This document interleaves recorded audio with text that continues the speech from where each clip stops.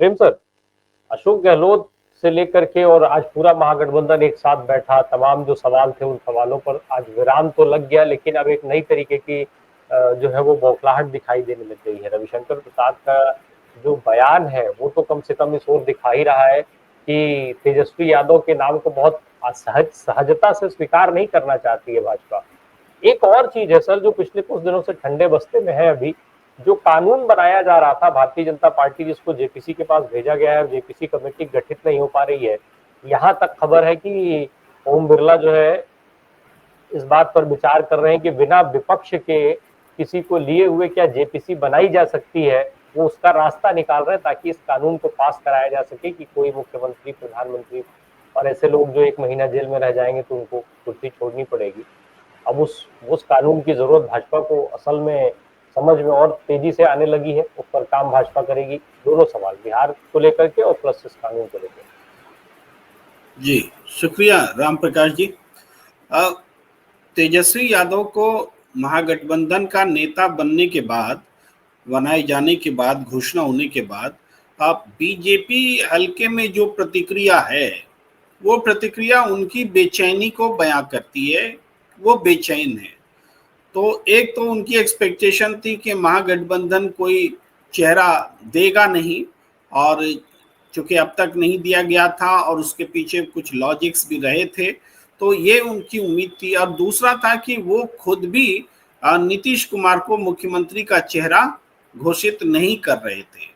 तो अब तत्काल उनके ऊपर ये दबाव आ गया है कि वो नीतीश कुमार को मुख्यमंत्री का चेहरा घोषित करें, क्योंकि बीजेपी से मुख्यमंत्री का चेहरा घोषित करने की स्थिति में तो बीजेपी है ही नहीं।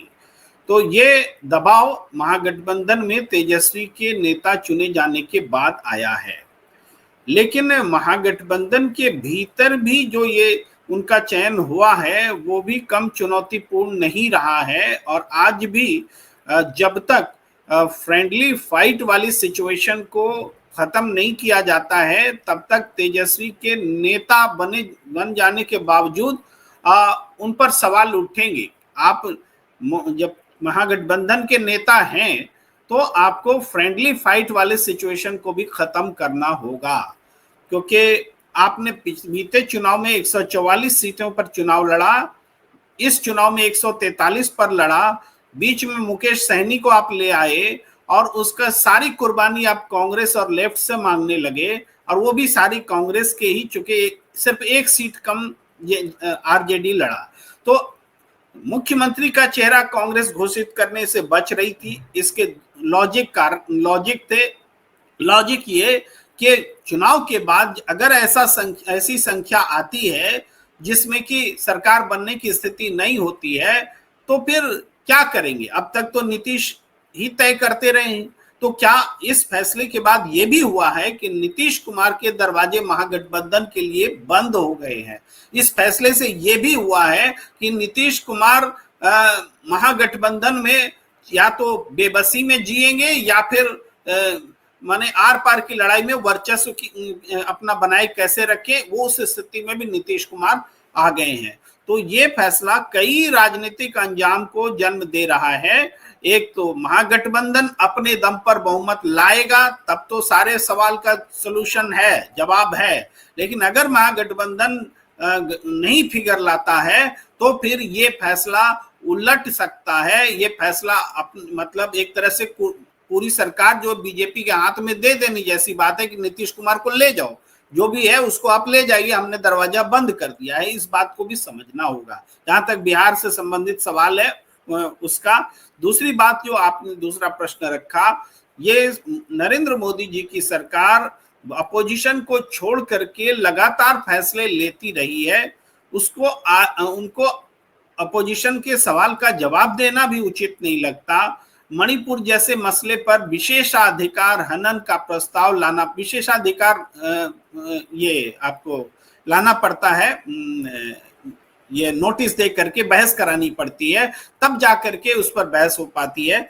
इसी तरीके से आपने देखा चुनाव आयोग की नियुक्ति के पैनल को कैसे बदल दिया गया कि अपोजिशन की जरूरत ही न रह जाए। 3 में 2-1 से हम फैसला कर लें, और अब उसी तरीके से जेपीसी बनाने की कोशिश हो रही है। तो ये पूरी तरह से फिर एक दलीय शासन की ओर, निरंकुश शासन की ओर और अलोकतांत्रिक पैटर्न पर सरकार चलेगी। इसके पूरा इंतजाम किए जा रहे हैं। चुनाव कराने का तरीका हो, संसदीय पैनल बनाने का तरीका हो, कोई कानून लाने का तरीका, विधेयक लाने का तरीका हो, हर सब में विपक्ष ना रहे, इसकी पुख्ता व्यवस्था कर दी जा रही है। जी प्रेम सर, एक जो जेडीयू ने रिएक्शन दिया है, मैं वो जरा, जो बात अभी कमल सर कह रहे थे बहुत कुछ उसके करीब सारी बातचीत थी, जेडीयू का जो रिएक्शन आया है जरा उसको दिखाइए। जेडीयू की तरफ से जो ट्वीट किया गया है वो ट्वीट दिखाइए कि तेजस्वी यादव को वो सीएम फेस अनाउंस करने के बाद, मुकेश सहनी को डिप्टी सीएम का फेस अनाउंस करने के बाद जेडीयू का क्या रिएक्शन आता है, और जेडीयू जो आंकड़े बता रही है अभी, मैं शायद उसको कोशिश करिए उसको दिखा दिया जाए, अगर वो दिखाया जा सकता हो स्क्रीन पे। तो जो परिस्थिति बनी, ये जेडीयू की तरफ से ट्वीट किया गया है कि समाजवाद का तेजस्वी फार्मूला, 2.60% मल्लाह को लड्डू और 18% मुस्लिम को कद्दू, मुकेश सहनी को डिप्टी सीएम, मुसलमान क्या केवल डराकर वोट लेने के लिए हैं, राजद कांग्रेस के साथ हैं। ये ट्वीट जेडीयू की तरफ से आता है, और यही बात अभी कमल सर कह भी रहे थे। प्रेम सर, मेरा सवाल ये है कि क्या ये महागठबंधन की गलती मानी जाए? क्या इस गलती से नीतीश कुमार को फायदा पहुंचेगा, जेडीयू को फायदा पहुंच सकता है? देखिए, जेडीयू के लिए ये मौका तो निश्चित रूप से है। मुसलमान वोट पर वो करता था जेडीयू, लेकिन बीते चुनाव में चूंकि जेडीयू को ऐसा लगा कि मुसलमानों ने कम वोट किया या नहीं वोट किया, उनको सीटें नहीं मिले मुस्लिम बहुल इलाके में, और इसके अलावा बीते समय में जो घटनाएं घटी, जो वक्फ बोर्ड बिल को लेकर के जेडीयू का रुख था, उसको लेकर के भी मुसलमान जो है जेडीयू से दूर हटे। तो ये एक मौका है जब वो एक कंपैरिजन दे रहे हैं, कि एक कंपैरिजन तो ये है, जैसे उम्मीदवार जो उन्होंने दिए आरजेडी ने, निश्चित रूप से यादवों की संख्या ज्यादा है, लेकिन यादवों की संख्या पहले भी ज्यादा थी। पिछले बार के मुकाबले करीब 5-6 सीटें आरजेडी ने यादवों को कम दी है। 57 था तो इस बार 51 या 52 है। तो उसी तरह से मुसलमानों को उस समय भी रेशियो लगभग इसी किस्म से था, कोई बदलाव नहीं है कि हम उस रेशियो को लेकर चिंता करें कि मुसलमान को कम टिकट दिया गया। लेकिन आप मुसलमानों को जब हम मुकेश सहनी से कंपेयर करते हैं, जो जेडीयू ने किया है कि मुकेश सहनी का वोट प्रतिशत 2.66, हालांकि मुकेश सहनी इसको अलग तरीके से बताते हैं कि हमारी संख्या तो 10% से ज्यादा है और 12% है और निषाद पूरे प्रदेश में है, और इस तरह से उनका अपना तर्क होता है। लेकिन जितना भी हो, मुसलमानों के मुकाबले तो कम है। तो आज तक कभी नहीं हुआ कि किसी का डिप्टी सीएम घोषित करके चुनाव लड़ा जा रहा हो, या इसी चुनाव में देखने को मिल रहा है। तो ये मुकेश सहनी में ऐसी क्या खासियत है कि वो ज्यादा वोट महागठबंधन को दिलवा देंगे, इंडिया गठबंधन को दिलवा देंगे, कि मुसलमान के वोट से भी ज्यादा दिलवा देंगे? ये एक कंपैरिजन रख करके जरूर कैंपेन होगा। हर चीज का नफा नुकसान दोनों होता है। जैसे कल जब तेजस्वी यादव आए थे वो लेकर के दीदी वाली योजना, तो उसमें वो बहुत बड़ा चुनावी एक तरह से ये था, एक लीड लेने वाला काम था, उसकी चर्चा हुई होगी। लेकिन आज क्या चर्चा होगी? आज आपने कोई सीट शेयरिंग लेकर के आए कि हम मिल करके लड़ेंगे 100%, 243 सीट पर तेजस्वी यादव खड़ा होगा, यही मैसेज दे देते। वो मैसेज भी लेकर के नहीं आए, और आप लेकर के आए कि हम मुख्यमंत्री बनेंगे। आप तो पहले से बन रहे थे। महागठ केवल यही हुआ ना कि अशोक गहलोत जी ने ऐलान कर दिया, वरना तेजस्वी यादव भी बोल रहे थे मेरे अलावा कौन है सीएम कैंडिडेट। संजय यादव भी कह रहे थे कि तेजस्वी के अलावा कौन है। तो सब जान रहे थे कोई नहीं है। आज आपने अचीव क्या किया? आज आपने जितना अचीव किया है उससे ज्यादा खोया है। ये हम कह रहे, महागठबंधन ने आज की तारीख में अचीव करने लायक कुछ भी नहीं किया। आज हम उम्मीद कर रहे थे नॉमिनेशन फाइल करने का आखिरी दिन है, तो दोनों बातें एक साथ होती कि भाई हमारा अब हर उम्मीदवार, हर सीट पर एक ही उम्मीदवार है, इसका ऐलान होता तो इसका एक संदेश जाता कि मिल करके हम एनडीए को हराने के लिए इकट्ठा हुए, ये संदेश देते। लेकिन आप मिल करके एनडीए को हराने के लिए इकट्ठा नहीं हो रहे हैं, आप मिल करके तेजस्वी को सीएम बनाने के लिए इकट्ठा हो रहे हैं। ये कौन सा संदेश?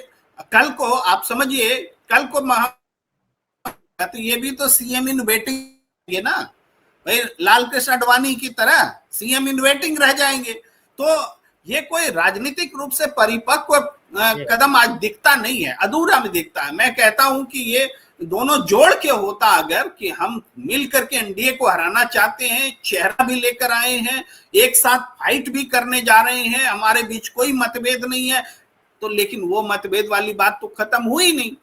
तो आप एनडीए को किस मुंह से कहेंगे कि उसमें मतभेद है? वो तो सुलझा लेते हैं अपने मतभेद। यहाँ राहुल गांधी सबको जोड़ जोड़ के फोन पर करके, कभी मुकेश सैनी को फोन करते हैं, कभी अशोक गहलोत को भेजते हैं, कभी हेमंत सोरेन को फोन करते हैं, कभी तेजस्वी को फोन करते हैं, इसलिए कि एकजुट हो जाओ, लड़ो। और सारी कुर्बानी कांग्रेस दे रही है, दे रही है पूरे इस चुनाव में। भाई हर जगह आरजेडी वर्सेस कांग्रेस में कांग्रेस को ही पीछे हटना पड़ा है और आगे भी हटना पड़ेगा, हमको पूरा लगता है जिस तरह के ये हैं। तो उसमें हम ये देख रहे हैं कि अब याद कीजिए, मुकेश सैनी ने जो उस दिन प्रेस कॉन्फ्रेंस 3-3 बार करके टाली, क्या मैसेज गया? क्या कहना चाह रहे थे आप? जनता के हित में प्रेस कॉन्फ्रेंस लेके आ रहे थे कि उसको टाल रहे थे? आप साफ साफ बार्गेनिंग कर रहे थे कि हमको डिप्टी सीएम बनाओगे कि नहीं, हमको सीट दोगी। तो भाई ये तो एक नूरा कुश्ती लग रहा है तेजस्वी यादव और मुकेश सैनी के बीच में, कि तेजस्वी मुकेश सैनी बोले हमको डिप्टी सीएम बनाओ, और तेजस्वी यादव सीएम तय होगा तब तो डिप्टी सीएम तय होगा। तो डिप्टी सीएम बनाओ, डिप्टी सीएम बनाओ। भाई दोनों मिलके डिप्टी सीएम भी बन गए, सीएम भी बन गए, और खाली हाथ रह गए बाकी घटक दल। आपने लेफ्ट की भी कुर्बानी ले ली, आपने कांग्रेस की भी कुर्बानी ले ली, और कोई मैसेज जो है पॉजिटिव मैसेज आज के दिन नहीं गया है।